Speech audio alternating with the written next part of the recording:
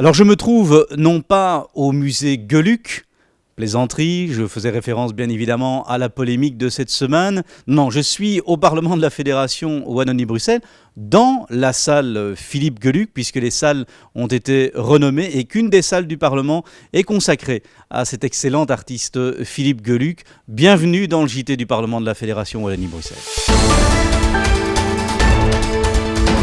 Une semaine perturbée au Parlement de la Fédération Wallonie-Bruxelles suite à la cyberattaque dont a été victime notre fournisseur d'Internet Belnet.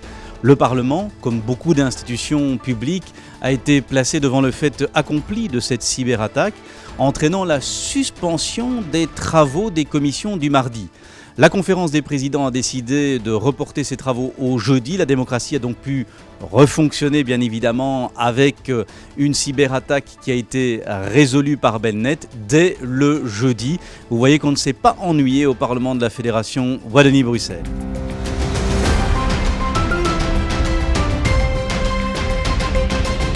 Le médiateur de la Fédération Wallonie-Bruxelles et de la Wallonie rend compte de son rapport annuel dans différentes commissions parlementaires. Nous avons voulu mettre le focus sur cette interaction entre le médiateur et les députés. Reportage.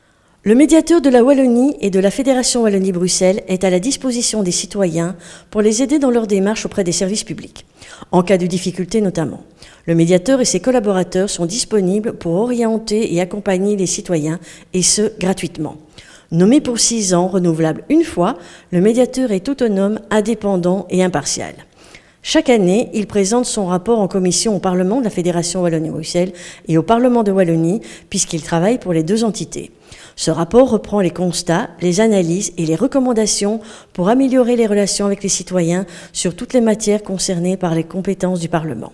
Sur cette base, les députés peuvent notamment interroger les ministres sur les constats et les améliorations à apporter au fonctionnement de leur administration et exercer ainsi leur fonction de contrôle du gouvernement ou prendre une initiative parlementaire.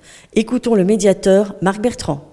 Il y a 2 sortes de recommandations. Il y a des recommandations aux administrations elles-mêmes, mais il y a également des recommandations qui concernent l'aspect décrétal. Dans la déclaration de politique communautaire, il est prévu de renforcer l'institution du médiateur. Donc c'est une de mes recommandations centrales, c'est que voilà, on prenne les mesures pour avancer dans ce changement relatif à la fonction de médiateur. Donc maintenant, chaque année, on est autour de 3500 dossiers ouverts. La répartition des dossiers est toujours à peu près la même, 2 tiers pour la Wallonie, 1 tiers pour la Fédération Wallonie-Bruxelles. Le retour dans cette salle Philippe Gueuluc, vous voyez qu'un des dessins adaptés, le chat au Parlement, je me tape les débats d'actualité, les commissions et les sessions. Parfois, j'en vois somnoler certains, mais je ne dirai pas qui. En tout cas, le chat ne peut pas s'ennuyer, ou ça, au comité d'avis chargé de l'égalité des chances entre les hommes et les femmes et les hommes. Le comité d'avis est un organe important du Parlement. Nous avons voulu vous expliquer aujourd'hui comment il fonctionne et surtout à quoi il sert. Le Parlement de la Fédération Wallonie-Bruxelles est très engagé dans la défense des droits des hommes et des femmes et dans l'égalité entre les hommes et les femmes, notamment via le mouvement E4SHE initié par ONU Femmes. Le Parlement s'est d'ailleurs doté d'un comité d'avis chargé d'examiner les questions relatives à l'égalité des chances entre les hommes et les femmes. Un décret spécial a été voté le 10 mars dernier afin de garantir la présence d'au moins 1 tiers de femmes et d'hommes au sein du gouvernement de la Fédération Wallonie-Bruxelles. Le comité d'avis s'est réuni ce mercredi 5 mai.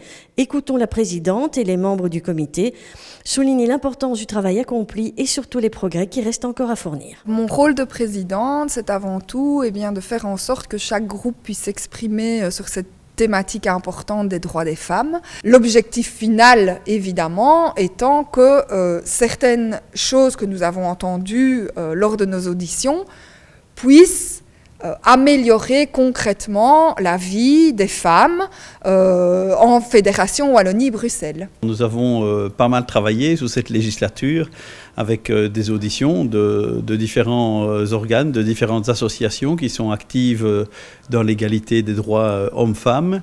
Et notamment, on s'est focalisé ces derniers temps sur le cyberharcèlement. En entendant les intervenants, on voit que bien souvent, lorsque des femmes sont dans des situations compliquées, on n'a pas toujours l'écoute suffisamment attentive. On a tendance à banaliser, à prendre ça à la légère. Et puis, on arrive à des situations beaucoup plus compliquées. Donc, il faut vraiment continuer à sensibiliser un maximum pour faire en sorte de juguler ces phénomènes et ces problèmes. Nous allons aussi mener des auditions sur l'enjeu des violences dans le sport.